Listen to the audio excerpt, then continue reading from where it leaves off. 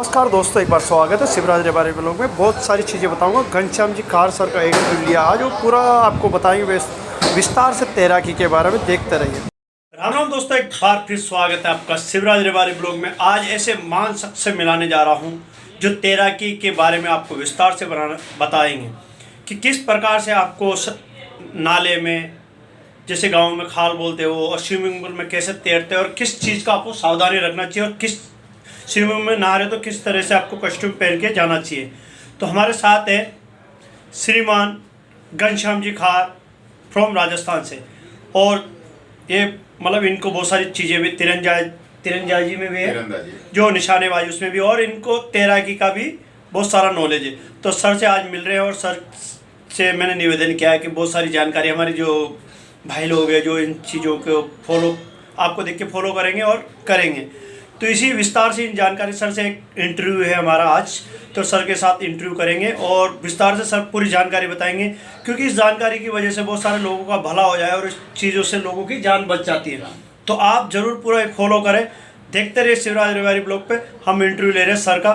जय हिंद, जय भारत। स्टार्ट। नमस्कार, मैं घनश्याम खार राजस्थान अजमेर डिस्ट्रिक्ट मरूकला गांव से हूं।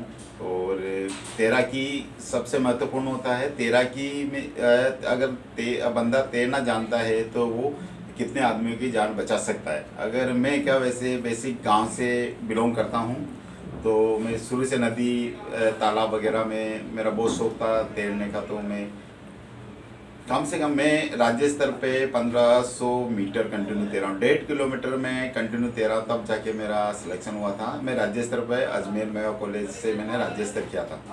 और बेसिक मैं गांव से रहने वाला हूँ, तो मेरे को तैरने का बहुत शौक है। मेरे साथी भी थे, तो बहुत सारों ने वो फाइट कर नहीं पाए थे, क्योंकि वो ओपन तालाबों में तैरते थे। और जब स्विमिंग पूल होता है तो उसमें पानी हेवी होता है, तो उसमें थोड़ा सा तैरने में टाइम लगता है। तो सर, जैसे कि ये तैराकी के लिए कंपटीशन होता है, उसकी तैयारी कैसे की जाए तैराकी में? तैराकी में सर, एक्चुअली मैं गांव से हूं, तो मेरा तैरने का बहुत शौक था। तो मैं स्कूल टाइम से भी मैंने 10वीं में मैंने ये स्विमिंग स्टार्ट किया था। तो मेरे टीचर थे पीटीए, तो उन्होंने मेरा देखा था। तो हम 7-8 बंदे थे, उनमें से 5 बंदे फाइट हुए, लेकिन सिलेक्शन मेरा हुआ था। तो क्या क्या सावधानी, मतलब कैसे स्टार्ट किए तैराकी? अगर जैसे ओलंपिक में जाते हैं, राज्य स्तरीय जाते हैं, जिला स्तरीय में जाते हैं, तो क्या करना चाहिए? तो तैराकी में आपको डेली प्रैक्टिस करनी पड़ती है जी। डेली आपको सुबह 1 घंटा तैराकी करना पड़ेगा, उसको पास्ट करना पड़ता है। और तैराकी भी 4-5 तरह की होती है। 4 तरह की होती है। एक उल्टा लेट के तैरता है, एक डूब के अंदर, पानी के अंदर डुबकी लगा के, ऐसे 3-4 तरह के होते हैं। तो तैरना बहुत, किसी भी आदमी की अपन जान बचा सकते हैं अगर आपको अपने को अच्छी तरह तैराकी आती है। तो मेरे साथ भी हुआ। एक्चुअली मैं अभी नेक्स्ट होटल में था, तो वहाँ पे गेस्ट था, वो उस पुल के अंदर गिर गया। पुल 6 फीट था, तो गेस्ट को तैरना नहीं आता था। उनको पता नहीं था कि 2 या 3 किलोमीटर होगा। तो दूसरे गेस्ट थे, वो चिल्लाए थे, उनको भी नहीं आता। तो तुरंत मैंने गेस्ट के पास गया और उनको मैं पानी के अंदर कूदा, उनको बाहर निकाला था। 2 गेस्ट था, उनकी जान बच गई थी। तुरंत मैं हॉस्पिटल लेके गया था। तो आदमी को तैरना बहुत जरूरी होता। तैराकी एक स्वास्थ्य के लिए सबसे अच्छा है। आपको व्यायाम करने की जरूरत नहीं है। अगर आपने सुबह 1 घंटा तैराकी कर लिया तो आपका शरीर बिल्कुल फिट रहेगा।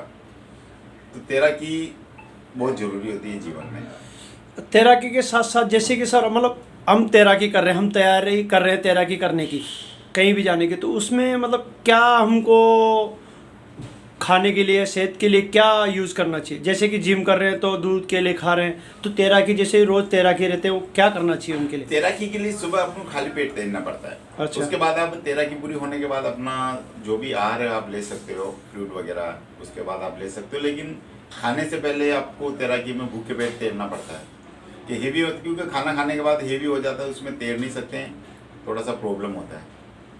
ओके, धन्यवाद। तो दोस्तों, विस्तार से बताया सर ने, पूरी जानकारी दी। तैराकी के लिए मॉर्निंग में अभी अगर आप तैराकी कहीं तैयारी कर रहे हो तो खाली पेट होना चाहिए, और विस्तार से पूरी जानकारी।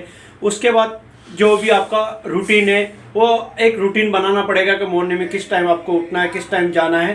तो बने रहे शिवराज रेवारी ब्लॉग पे। मिलते हैं अगले ब्लॉग के साथ। जय हिंद, जय भारत।